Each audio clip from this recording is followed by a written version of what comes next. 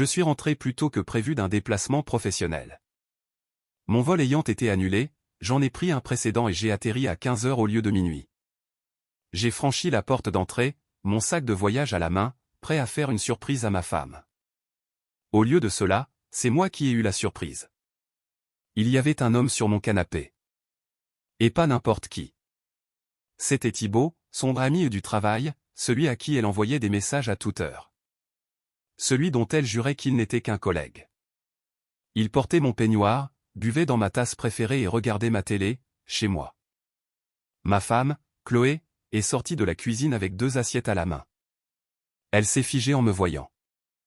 La couleur a quitté son visage si vite que j'ai cru qu'elle allait s'évanouir.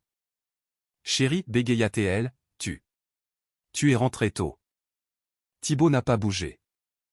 Il est resté assis là, mon peignoir grand ouvert, me regardant comme si c'était moi l'intrus. Pendant environ 5 secondes, personne n'a rien dit. Puis j'ai souri, j'ai posé mon sac, je suis passé devant eux pour aller à la cuisine, j'ai ouvert le frigo, pris une bière, suis revenu au salon, l'ai ouverte et me suis assis dans le fauteuil en face de Thibaut. Ne vous dérangez pas pour moi, dis-je calmement. Vous alliez passer à table. Les mains de Chloé tremblaient tellement que les assiettes s'entrechoquaient. Marc, je peux tout expliquer. Je n'en doute pas, répondis-je en prenant une gorgée. Mais d'abord, Thibaut, j'ai une question pour toi. Il cligna des yeux. Quoi? Je me penchai en avant. Comment va ta femme, Stéphanie? Son visage devint livide. Parce que j'ai son numéro juste ici, dis-je en sortant mon téléphone. Je pensais l'appeler. Voir si elle sait que tu es là. C'est à ce moment-là que Chloé a commencé à paniquer. Si vous voulez savoir ce qui s'est passé quand j'ai appuyé sur le bouton d'appel, abonnez-vous, car la suite ne s'est pas seulement terminée par une liaison. Ça a fini par 2 divorces et 3 carrières brisées. Je m'appelle Marc Dubois. J'ai 38 ans et je suis marié à Chloé depuis 9 ans. Nous nous sommes rencontrés à l'université à Lyon. J'étais en école d'ingénieur, elle en école de commerce. Nous étions le couple que tout le monde enviait. On voyageait ensemble, on finissait les phrases de l'autre, on avait les mêmes blagues stupides que nous seuls comprenions. On s'est mariés jeunes. J'avais 29 ans, elle 27, et nous avons acheté une maison à Écully, une banlieue chic juste à l'ouest de Lyon. Une belle maison avec jardin, un garage double, et une terrasse où l'on faisait des barbecues peut-être 2 fois par an. Je travaillais comme chef de projet pour une entreprise de BTP. De longues heures, un bon salaire, un travail stable. Chloé travaillait au RH pour une start-up technologique dans le quartier de la Pardieu. Horaires flexibles, bons avantages, un travail qu'elle aimait vraiment. Sur le papier, on avait tout. Sauf que quelque part en chemin, les blagues ont cessé d'être drôles. Les voyages ont cessé, et la femme que j'avais épousée a commencé à me regarder comme un colocataire qu'elle tolérait plutôt que comme le mari qu'elle avait choisi. Les signes ont commencé il y a environ 8 mois. Des petites choses au début. Elle rentrait du travail plus tard que d'habitude. Les embouteillages sur le périph', disait-elle, ou une réunion de dernière minute. Son téléphone, qui traînait habituellement face visible sur le comptoir, était soudainement toujours retourné face contre table. Elle a commencé à mieux s'habiller pour le travail. De nouveaux chemisiers, des talons que je n'avais jamais vus. Tu es superbe, je disais. Merci, répondait-elle, levant à peine les yeux. Pas de bise, pas de sourire, juste merci. Puis est venu le nom, Thibaut. Thibaut et moi travaillons sur un projet ensemble. Thibaut a suggéré ce super restaurant. Thibaut pense qu'on devrait restructurer l'équipe. Thibaut ceci, Thibaut cela. Au début, je n'y ai pas prêté attention. Les amis au travail, c'est normal. J'en avais aussi. Mais ensuite, les SMS ont commencé tard le soir pendant qu'on regardait la télé. Pendant le dîner, son téléphone vibrait. Elle jetait un coup d'œil, souriait. C'est qui, je demandais. Juste du boulot. Mais le boulot ne vous fait pas sourire comme ça. Le boulot ne vous fait pas vous lever du canapé à 22 heures pour prendre un appel dans le garage. Je ne suis pas un homme jaloux. Je ne l'ai jamais été. Mais je ne suis pas aveugle non plus. Une nuit, il y a environ 3 mois, Chloé s'est endormie sur le canapé. Son téléphone était sur la table basse, déverrouillé. Je me suis dit de ne pas regarder. Je me suis dit de lui faire confiance. Mais cette petite voix au fond de ma tête, celle qui chuchotait depuis des semaines, est finalement devenue assez forte pour être écoutée. J'ai pris le téléphone, ouvert ses messages, et c'était là. Thibaut. Des centaines de messages remontant à des mois.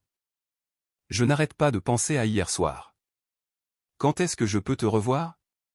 Il travaille tard demain. Viens à la maison. J'ai remonté le fil. Des photos, pas explicites, mais intimes. Elle dans une robe que je n'avais jamais vue. Lui avec son bras autour d'elle, une réservation d'hôtel transférée par SMS avec un clin d'œil. Je suis resté assis là sur le canapé, ma femme endormie à 60 cm de moi, et j'ai senti mon monde entier basculer. Pas de colère, pas encore, juste cette réalisation froide et vide que la femme avec qui j'avais construit une vie en construisait une seconde dans mon dos. Je ne l'ai pas confrontée ce soir-là. J'aurais dû. La plupart des hommes l'auraient fait. Mais j'ai appris quelque chose dans mon métier. Quand on a affaire à un problème structurel, on ne commence pas à taper avec un marteau au hasard. On évalue. On planifie. On s'assure que lorsqu'on agit, tout ne nous tombe pas sur la tête. Alors, j'ai pris des captures d'écran, je les ai sauvegardées sur un compte cloud auquel elle n'avait pas accès. Ensuite, j'ai remis son téléphone exactement là où je l'avais trouvé, et j'ai commencé à planifier. Le lendemain matin, j'ai appelé mon pote Julien. Il est détective privé, s'occupe surtout de fraude à l'assurance, mais il me devait une faveur. J'ai besoin que tu suives ma femme, lui ai-je dit. Il y a eu un silence. Marc, t'es sûr? Je suis sûr. Qu'est-ce que tu veux que je trouve? Tout. Julien n'a pas posé de questions après ça. Il a juste dit qu'il commencerait cette semaine-là. 3 jours plus tard, il m'a envoyé un rapport. Des photos de Chloé retrouvant Thibaut dans un café, se tenant la main à travers la table. Des photos d'eux entrant dans un hôtel, le Mercure près de la gare de la Pardieu, à 14h17 un mardi. L'heure de leur sortie, 17h43. Les notes de Julien étaient cliniques. Sujets entrés dans l'hôtel ensemble, sortis 3 heures plus tard. Sujet 1, Chloé, a rajusté ses vêtements à la sortie. Contact intime observé. Je l'ai lu 2 fois. Puis j'ai ouvert mon ordinateur portable et j'ai commencé un nouveau document, plan. Voici ce que la plupart des hommes ne comprennent pas quand ils attrapent un conjoint infidèle. Les confronter immédiatement fait du bien. C'est cathartique. Vous pouvez crier, pleurer, jeter des objets, exiger des réponses, mais c'est aussi stupide parce qu'à la seconde où vous les confrontez, ils passent en mode gestion des dégâts. Ils suppriment les messages. Ils accordent leur violon. Ils appellent un avocat. Vous perdez votre avantage. Alors, je n'ai pas confronté Chloé. J'ai observé. J'ai documenté. J'ai attendu. Et j'ai commencé à avancer mes pions sans qu'elle ne voie rien venir. D'abord, j'ai appelé une avocate spécialisée en divorce. Pas n'importe laquelle, la meilleure de Lyon. Elle s'appelait Maître Vasseur. Elle avait géré des affaires médiatisées, connaissait toutes les ficelles. Je me suis assis dans son bureau et j'ai tout déballé, les textos, les photos, la chronologie. Voulez-vous essayer une thérapie de couple, a-t-elle demandé. Non. Vous êtes sûr? Certain. Elle a hoché la tête. Alors voici ce qu'on fait. Elle m'a guidé étape par étape. Séparer les finances, ouvrir un nouveau compte bancaire, commencer à virer mon salaire dessus, documenter chaque dépense partagée, chaque facture que je payais, chaque euro qui allait sur notre compte joint. Nous sommes sous le régime de la communauté, a-t-elle expliqué. Si vous pouvez prouver qu'elle utilisait les fonds du ménage pour entretenir sa liaison, cela joue en votre faveur pour les dommages et intérêts. Je prenais des notes comme si j'étais en amphi. Encore une chose a dit Maître Vasseur, ne quittez pas le domicile conjugal. Même si c'est inconfortable, à la seconde où vous partez, elle peut targuer l'abandon de domicile.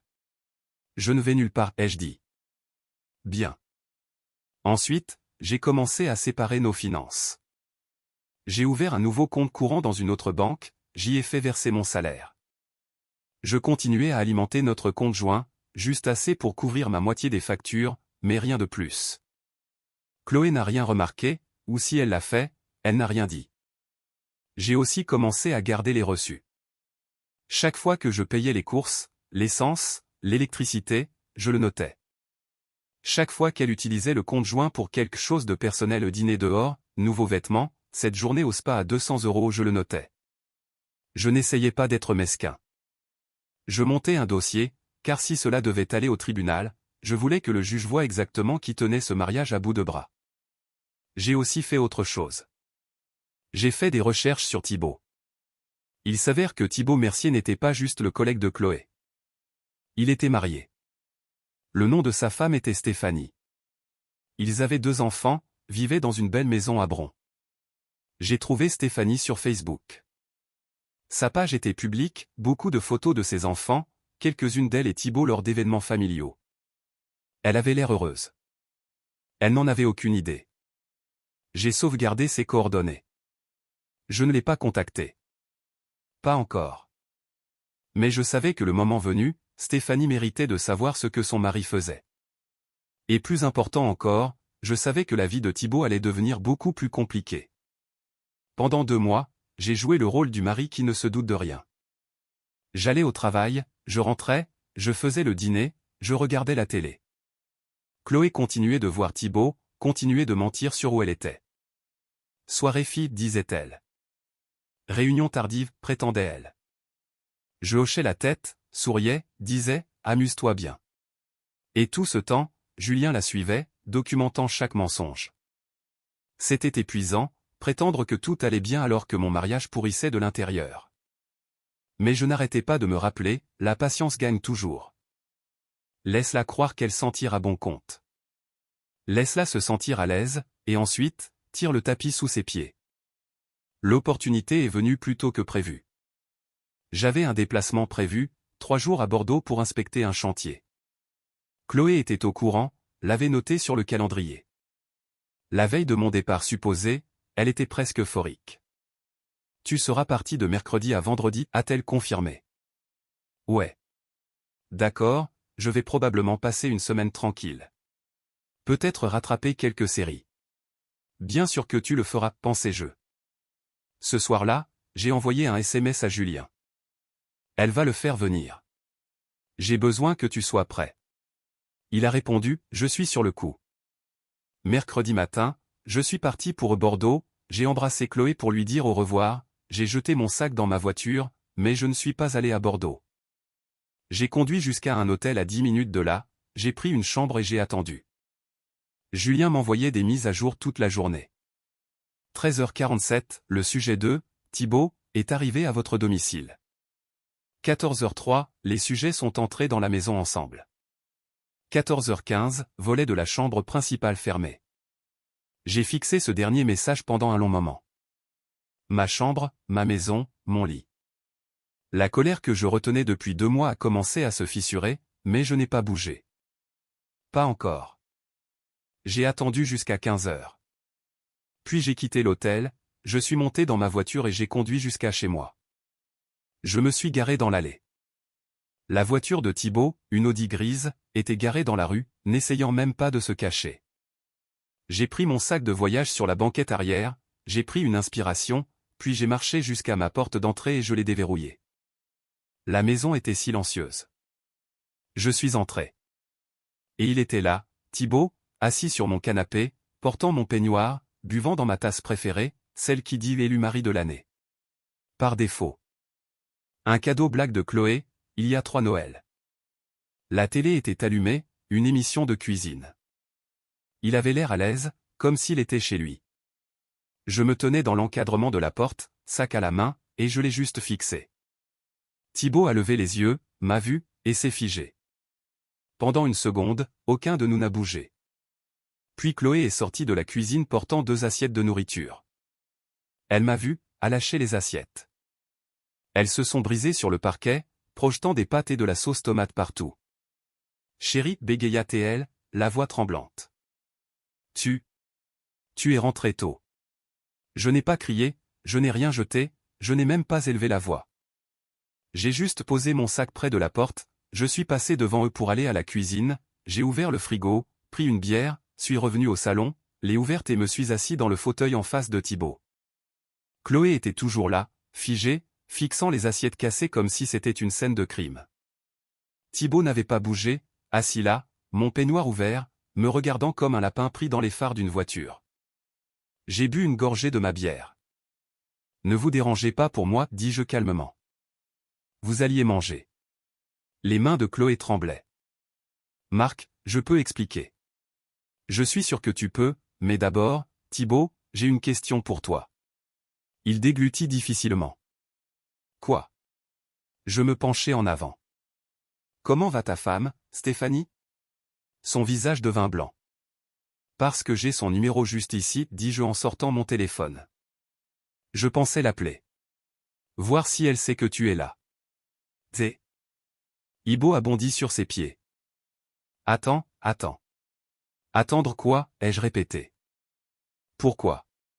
Tu n'attendais pas quand tu étais dans ma maison, dans mon peignoir, buvant dans ma tasse. Chloé s'est avancée. Marc, s'il te plaît, ne fais pas ça. Je l'ai regardé. Vraiment regardé. Ne pas faire quoi, Chloé? Dire la vérité? Ce n'est pas. Comment ça t'es-elle? Ce n'est pas quoi, l'interrompis-je. Ce n'est pas ce que ça en a l'air? Parce qu'on dirait bien que le petit ami de ma femme fait comme chez lui pendant que je suis censé être en déplacement.